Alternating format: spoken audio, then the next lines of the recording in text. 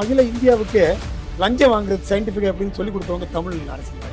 I'm very transparent. நான் திட்டுறவன், கண்ணாபிரன் திட்டுறவன், வாயில் ரொம்ப கெட்ட வார்த்தை வரும். இந்த அஜித்தோட சில படம் 2 நாள் ஓடும், 3வது நாள் காலி பண்ணிடும். இப்போது எல்லாருமே வந்து உங்கள்கிட்ட கடன் வாங்க வேண்டியது, அப்புறம் உங்களை கோர்ட்டில் கேஸ் பண்ண வேண்டியது. ஏன்டா வாங்கின கடனை கட்டணும் இல்லை? அந்த மாதிரி ஒரு ஆரம்பமே ஏமாற்ற பார்க்குறேன். அது குறைஞ்சதுன்னா தான். தமிழை எப்போவுமே அப்படி தான். ஏன்னா தமிழ் தான் வந்து கல் தோன்றி மன்றோன்ற காலத்தை முன்தோன்றிய மூத்தக்குடி. அவங்களுக்கு தான் கரெக்டாக ஏமாற்ற தெரியும். அதாவது அகில இந்தியாவுக்கு லஞ்சம் வாங்குறது சயின்டிஃபிக் அப்படின்னு சொல்லி கொடுத்தவங்க தமிழ் அரசியல்வாதிகள் தான், தமிழ்நாட்டு அரசியல்வாதிகள் தான். இது அந்த மாதிரி தான். அதாவது என்னென்னா தமிழர்களுக்கு வந்து நம்ம கொஞ்சம் குறைச்சி சொல்லிக்கிற மாதிரி. நான் என்ன பண்ண முடியும்? உண்மையை தானே பேச முடியும். இதுக்காக நான் தமிழங்கிறதுக்காக நான் போய் சொல்ல முடியுமா? தமிழங்க எப்படி பண்ணுறாங்களேன்னு வருத்தம் தான் பட முடியும். என்னால் மாறுங்கடான்னு தான் சொல்கிறேன். அரசியல்வாதி என்ன சொல்கிறேன்? டே மாறுங்கடா, இன்னையிலேருந்து லஞ்சம் வாங்க மாட்டேன்னு வாங்கடா. நீ வந்து லைஃப் லாங் நீ தான் தலைவன். காமராஜரை விட பேர் வாங்கலாம். நீ எப்போ லஞ்சம் வாங்கலன்னு சொல்கிறியோ நீ காமராஜரோட பெரிய லெவலில் பேர் வாங்கலாம்ல. ஸோ அதனால் பாசிட்டிவாக பார்க்கணும். அன்றைக்கி இந்த பர்வீன் சுல்தானா ஒரு மேட்ரு ஒன்று சொன்னாங்க. நான் ஏதோ சொற்பொழிவு கேட்கல. பிரசிடென்சி காலேஜில் ஒருத்தருக்கு வந்து அந்த காலத்தில் 22 சீட்டு தான், ஏதோ எம்எஸ்சி கெமிஸ்ட்ரிக்கு என்னமோ நினைக்கிறேன், சம்திங் எனக்கு கரெக்டாக ஞாபகம் இல்லை. 22 சீட்டுக்கு மேலே அலாட் பண்ண முடியாதுங்கிறது யூனிவர்சிட்டியில் ரூல் இருக்குது, கான்ஸ்டியூஷனில் இருக்குது, தமிழ் சட்டத்தில். இப்போ காமராஜர்கிட்ட ஒருத்தர் போகிற 23 சீட்டு நல்ல மார்க் வாங்கியிருக்கான், ரேங்க்கில் இருக்கான், அவனுக்கு சீட் இல்லை. கேட்டால் ஃபுல்லாகிடுச்சுன்றாங்க. இப்போ கொடுத்தே அவனுக்கு சீட்டு, என்ன பண்ணலாம்? அப்போ இவர் சீஃப் மினிஸ்டர் உட்காந்துருக்காரு. அப்போது அவங்க சொன்னோடனே இவர் சொல்கிறாரு, எப்படியாப்பா என்ன பண்ணலாம்ப்பா? அதுக்கு ஒரு ஜீவோ வேணும் சார். ஓ ஜீவோ தானே வேணும், ரைட், ஓகே. அப்பா ஒன்று பண்ணுங்கப்பா, இந்த கெமிஸ்ட்ரி படிக்கிறவங்கெல்லாம் லேபுக்கு போவாங்கல்ல ஒரு ஸ்டேஜில், அந்த சமயத்தில் கிளாஸ் ரூம் ஃப்ரீயாக தானே இருக்கும். அப்போ நீங்கள் 2 செஷன் வைக்கலாம்ல, ஒரு சீட்டில்ப்பா, இன்னும் 22 சீட்டை க்ரியேட் பண்ணுங்கப்பா அப்படின்னாரு. அது ஜீவோ வேணுமே ஐயா அப்படின்னு செக்ரட்டரி சொன்னேன். நான் சொல்கிறதா ஐயா ஜீவோ, போடியா, முடிஞ்சிச்சு.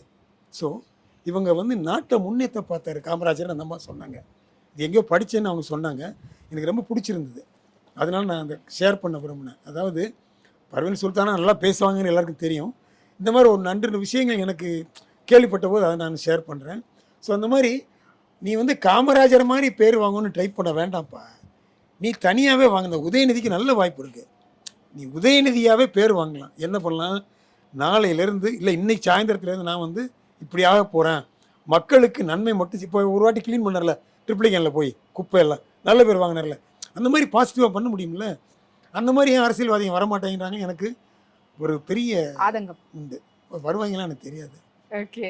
ஸோ உங்களுடைய ப்ரொடக்ஷனில் வந்து பல படங்கள் வந்து நல்லபடியாக வெற்றி அடைஞ்சிருந்தாலும் இப்போ இந்த காலகட்டத்தில் இந்த படத்தை எடுக்கக்கூடியவங்க ஏன் இப்படிலாம் எடுக்கிறாங்க, ஏன் இப்படிலாம் பண்ணுறாங்க அப்படின்ற மாதிரி 2 ஆன்சர் பண்ண வேண்டியிருக்கு. ஒன்லி என்னுடைய படங்கள்லாம் வெற்றி அடைஞ்சுன்னு சொன்னீங்கல்ல, அதுவே தப்பு. ஒரு சில படங்கள் என் படங்கள்லாம் வெற்றி அடைஞ்சா நான் வேற மாதிரி இருப்பேன். ஆப்ரேஷன் சக்ஸஸ் பேஷண்ட் அந்த மாதிரி. அதுக்கு கமல் சாரை நான் குறை சொல்ல முடியாது. அது இவனுங்க அதுக்கு நான் கௌதமையும் குறை சொல்ல முடியாது. அதுக்கு நான் சொல்ல வேண்டிய இந்த டிஸ்ட்ரிபியூட்டர் ஃபெடரேஷன், ஆஸ்கர் ரவி, இந்த மாதிரி திருட்டு பயிலுங்க, முல்லை மாதிரி கொள்ளைக்காரங்க பயிலுங்க தான். அவங்களால தான் எனக்கு ப்ராப்ளம். அதனால் இப்போ என்ன கேள்வி என்ன வாங்க, படங்கள் வெற்றி, அதனால அதை கான்ட்ராடிக்ட் பண்ணுறேன். அது என் படங்கள் வெற்றி அடையலை, அடைஞ்சிருந்தா வேறு மாதிரி இருப்பேன். ஆமாம், அதாவது நான் மனசால வெற்றியாக தான் இருக்கேன். எனக்கு அதை பற்றி கவலையில் போடா தூக்கி ஓரம் வச்சுட்டு வேறு வேலையை பாடுறான்னு பார்த்துட்டே இருப்பேன். கன்னத்தில் கடித்து விட்டா கடிக்கடின்னு கடித்த போது நான் அப்படி தான் இருந்தேன். இவங்க என்ன வேணாலும் பண்ணிட்டு போங்கண்ணா, நீங்கள்லாம் பொறுக்கிங்கன்னு சொல்லிட்டு விட்டேன். இப்போ அடுத்து அந்த கேள்வியை கண்டினியூ பண்ணுங்க, மறந்துட்டேன் நான், அதை ஸ்லிப் ஆகிட்டேன். இப்போ இருக்கக்கூடிய படங்களை பார்க்கும்போது இவங்க ஏன் இப்படிலாம் படம் எடுக்கிறாங்க அப்படின்னு நான் வருத்தப்பட்டிருக்கேன். நிறைய வருத்தப்பட்டிருக்கேன். என்னென்னா இவனுங்க என்னடா படம் எடுக்கிறானுங்க? நம்ம எடுக்கிறது மனுஷனுக்கு தானே படம் எடுக்கிறோம். கரடிக்கு எடுக்கிறோமா இல்லை சிங்கத்துக்கு எடுக்கிறோம்? மனுஷனுக்கு எடுக்கிறோம். எல்லா மனுஷனுக்கும் படம் நீங்க ஃபீல் பண்ணிருப்பீங்க. ஆனா படம் வந்து அது கலெக்ஷன் ரீதியா நல்லா வெற்றி பெற்றிருக்கும். ஸோ அந்த மாதிரி நீங்க தான் ஃபீல் பண்ணிருக்கீங்க. சொல்றேன். அதாவது நிறைய இதில் ஆன்சர் நிறைய மேட்டர் இருக்குது, அதனால் கொஞ்சம் கொஞ்சமாக வரப்போகிறேன். ஏன்னா நான் ரொம்ப யோசிச்சு பதில் சொல்கிறது இல்லை, தெரிஞ்சதை அப்படியே அடிச்சிட போகிறாள். அதாவது இவனுங்க படம் நான் அடிக்கடி சொல்கிறதுன்னு நம்ம எடுக்கிறது வந்து மனுஷனுக்காக தான் படம் எடுக்கிறோம். மனிதனுடைய மனசை அது பாதிச்சதுன்னா, உன் கேரக்டர் வந்து கனெக்ட் ஆச்சுன்னா படம் ஓடும், இல்லைன்னா படம் ஓடாது. இது பேசிக் ரூல். நிறைய டேரக்டருக்கு தெரியாது. அவங்க என்ன தெரிஞ்சுன்னா என்கிட்ட பேச சொல்லுங்கள். எவனா டேரக்டர் ஆமாம் எனக்கு தெரிஞ்சு நான் கிழிச்சேன்லாம் ஒன்றும் சொல்ல முடியாது. நீ கனெக்ட் ஆகாமல் படம் எடுக்கிறீங்க, அதனால தான் படம் ஃப்ளாப் ஆகுது. கனெக்டாக எடுக்கிற படம் அமர்ற மாதிரி ஓடும், சரிதானே? ஸோ அது வந்து ஒரு மனைவி மேலே அன்பு. இப்போ வேட்டையாடு அடியாக ஓடிச்சு, அது அவன் அடித்ததுக்கு துப்பாக்கியில் சுட்டதுக்கு ஓடலை. அந்த அவருடைய கனெக்ட் வித் கமாலினி முகர்ஜி ஒரு மனைவியை கல்யாணம் பண்ணார், அவள் அன்பாக இருந்தா அப்படிங்கிறது. பிரகாஷ் ராஜோட இவ்வளோ கனெக்டட் இருந்தார் கமல் அப்படிங்கிறது. அப்புறம் ஜோதிகா ஒரு டிவோர்ஸியை வந்து இவர் வந்து இம்ப்ரெஸ் பண்ணார், அவங்க மனசால கனெக்ட் பண்ணாங்கன்னு படம் ஓடிச்சு. காக்கா காக்கம் அதுதான், ரைட் தானே? இப்போ அந்த மாதிரி எமோஷனலான ஒரு மேட்ரு இல்லைன்னா எந்த படமும் ஓடுறது கிடையாது.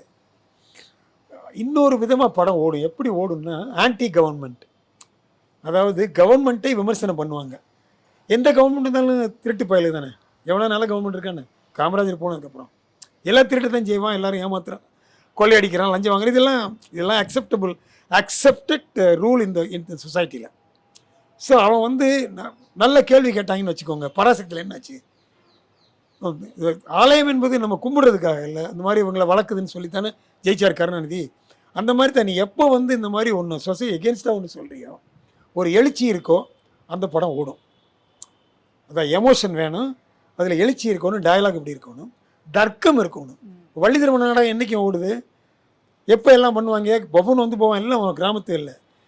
தர்க்கம் எப்போ ஆரம்பிக்கும்? காலையில் 3:30 மணிக்கு தான் ஆரம்பிக்கும். வள்ளியும் முருகனும் இது பண்ணுறது, அதுக்கு தான் எல்லோரும் உட்காந்துருப்பாங்க. தெரியுமா உங்களுக்கு? தெரியாது. நான் கிராமத்தில் பிறந்தவன், புளியங்கொட்டையை சாப்பிட்டுட்டு உட்காந்துருப்போம். டே தர்க்கம் ஆரம்பிச்சிட போகுதுரா அப்படின்னு வீட்டில் ஃபோன் பண்ணி தூங்குறவனை எழுப்பி கொண்டாடணும். அப்போ தான் பாடுவாங்க வள்ளியும் முருகனும். இவர் வந்து அவங்க கிளியை விரட்டுறதும் அந்த மாதிரிலாம் மேட்ரு, அதெல்லாம் இன்ட்ரெஸ்டிங்காக இருக்கும். பயங்கரமாக பாட்டு பாடுவாங்க, ரொம்ப நல்லாயிருக்கும். அது சின்ன பிள்ளையா இருக்கையில். இப்போ நம்ம படம் எடுக்கிற அது விஷயம் வேறு. அதனால் எதுக்கான சொன்னால் தர்க்கம் இருக்கணும், இந்த மாதிரி கான்ட்ரடிக்டரியாக ஒருதான் பேசணும், எமோஷன் இருக்கணும். இந்த மாதிரி இருந்தால் மட்டுமே படங்கள் ஓடும். நான் அப்போ ஜெயிலர் பார்த்தோன்னு சொன்னேன், எமோஷன் இருக்குது, ஃபேமிலி இருக்குது, இது கனெக்ட் ஆகுது. ரஜினிகாந்தை வந்து அவருடைய வயசுக்கு தகுந்த மாதிரி காமிச்சிருக்காங்க. அவர் ஜெயிலில் இருந்தார், இத்தனை பேர் அவர் இந்த சென்ட்ரல் பிரிசனில் இருந்ததுனால எல்லா ஸ்டேட்டுக்காரனும் வந்தான்னு அது எல்லாத்துக்கும் லாஜிக் இருந்தது. அந்த பையனை வந்து புகழ்ந்து தள்ளிட்டேன். அந்த மாதிரி ஒரு ஸ்க்ரீன் பிளே அந்த பையன் பண்ணியிருக்காரு அப்படின்னு சொல்லிட்டு அவரை நான் வந்து நெல்சன் தேவ்குமார் இருக்காரு, புகழ்ந்து தள்ளிட்டேன் அவரை. இந்த மாதிரி ஒரு டேரக்டர் வேணும் ஐயான்னு சொல்லிட்டு. ஸோ அவர் எனக்கு ஃபோன் பண்ணி தேங்க் பண்ணார். ஸோ அதனால் நான் என்ன சொல்கிறேன்னா, அந்த மாதிரி கனெக்ட் ஆகணும், படத்துக்குள்ளே லாஜிக் இருக்கணும். இல்லை ஒரு படத்துக்குள்ளே, அதாவது இன்னொரு முக்கியமான அந்த ஸ்க்ரீன் பிளே பற்றி நிறைய இங்கிலீஷ் புத்தகங்கள் இருக்குது. எப்படி ஒரு படம் ஹிட் ஆகும் அப்படின்னா, அந்த ஸ்க்ரீனில் இருக்கிற கேரக்டர்ஸ்க்கு ஒருத்தருக்கு ஒருத்தர் சில விஷயங்கள் தெரியாது, ஆடியன்ஸுக்கு தெரியும், எதிர்பார்ப்பு இருக்கும். அந்த மாதிரி இருந்தால் தான் படம் ஓடும். அது அவங்களுக்கு தெரியும். ஒரு கேரக்டருக்கு ஒரு கேரக்டர் புரியாமல் போய் சண்டை போட்டுட்டு இருப்பாங்க, ஆடியன்ஸுக்கு தெரியும் அவங்க புரியாமல் சண்டை போடுறாங்கன்னு. அந்த மாதிரி இருந்தால் மட்டுமே படங்கள் ஓடுமே தவிர, இவனுங்க வெறுமனை நான் வந்து அவுத்து காமிச்சேன் ஒரு பொம்பளைய ஓடிச்சுன்னா அந்த மாதிரிலாம் ஓட வாய்ப்பே கிடையாது. அது வந்து கொமட்டும். எனக்கு வந்து 2 மேட்ரு பிடிக்காது படத்தில். ஒன்று அடிதடி சண்டை, I don't like. I am not a violent guy, I am a very transparent. நான் திட்டுறவன், கண்ணாப்பிரன்னு திட்டுறவன், வாயில் ரொம்ப கெட்ட வார்த்தை வரும், நாய் பேயன்னு சொல்லிட்டு. ஏன்னா நீ தப்பு பண்ணினா உன்னை இப்படி தான் திட்ட முடியும், நான் உன்னை கொஞ்சம் முடியாது, அப்படி திட்டாதீங்க தம்பி சொல்ல முடியாது. என்னால் எமோஷனலாக தான் பேச முடியும். அப்போ தான் மனுஷனாக இருப்போம் நம்ம. ஏன்னா நம்ம வந்து எமோஷனாக தான் பேசணும். அதாவது பிஸ்னஸில் வந்து emotion, there is no place in business. Okay, emotion has no place in business. Natarajan director இருந்த தூர்தர்ஷனில் நான் சக்க போட்ட காலத்தில் அடிக்கடி சொல்ல, நாராயணன் கோவப்படாதடா, நல்லவன்டா, கோவப்படாதும் பாரு, emotion has no place in business பாரு. நான் சொல்லுவேன், சார் எமோஷன் இல்லைன்னா மனுஷனே இல்லை, நான் மனுஷனாக வாழத்தான் ட்ரை இருக்கேன், எனக்கு அதுதான் பிடிச்சிருக்கு, அதனால எனக்கு பிரச்சனை வந்தால் பரவாயில்ல. எமோஷனாக இருந்தீங்கன்னா உனக்கு தடங்கள் நிறைய வரும் பாரு, வந்துட்டு போகுது சார். மகாதேவன் ஒருத்தர் எனக்கு கெடுதல் பண்ணிட்டே இருப்பார், லோகசியம்னு ஒருத்தர் இருந்தால் கெடுதல் பண்ணிட்டே இருப்பான் எனக்கு. இன்னொருத்தன் போய் லஞ்சத்தை கொடுத்து அவனை கரெக்ட் பண்ணுவான்னா கொடுக்குறதும் கிடையாது, சண்டை தான் போடுவேன். ஏன்னா எமோஷனலாக கனெக்ட் பண்ணி தான் சண்டை போட்டிருக்கேன். அது எனக்கு ஜெயிச்சும் இருக்குது, தோத்தும் இருக்குது. I don't care. என்னை பொறுத்தவரை நான் நானாக இருக்கிறேன், எனக்கு பிடிச்சிருக்கு, பிடிச்ச வாழ்க்கையை வாழ்கிறேன், இதுதான் எல்லாருக்கும் வேணும். அடிக்கடி நான் சொல்கிறது தான், எனக்கு பிடிச்ச வாழ்க்கையை நான் பணத்தால் தோற்றுருக்கலாம், மனசால் தோக்கலை, இன்னும் நல்லா தான் இருக்கேன், நல்லா உட்காந்துருக்கேன், நீங்களே பார்க்குறீங்க, காத்தோட்டமாக ஜாலியாக இருக்கேன், கடவுள்கிட்ட கேள்வி கேட்டு எப்பா கொஞ்சம் காசு கொடுப்பா, 4 பேர் ஹெல்ப் பண்ணுவேன்னு.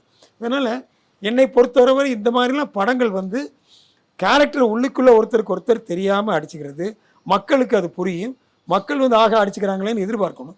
அப்படி இருந்தால் மட்டுமே படம் ஓடுமே தவிர, படம் நீங்கள் ஆடுறதுனால பாடுறதுனால, அதுக்கு எக்ஸாம்பிள் வந்து இந்த அஜித்தோட சில படங்கள் 2 நாள் ஓடும், 3ஆவது நாள் காலி பண்ணிடும்.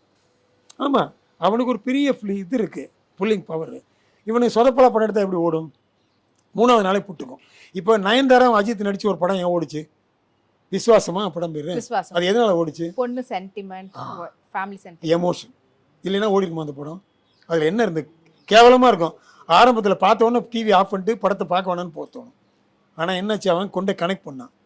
ஒரு மனைவியோட மனஸ்தாபம், பொண்ணு இருக்கா, பொண்ணை பார்க்க முடியல, ஆதங்கம், எமோஷன், தம்பி ராமையா சொல்லி எல்லாம் சொல்லி அப்படி கனெக்ட் பண்ணி பண்ணுறாங்க. ஸோ அந்த சப்போர்ட்டிவ் கேரக்டராச்சும் எமோஷனை கொண்டு வரணும்.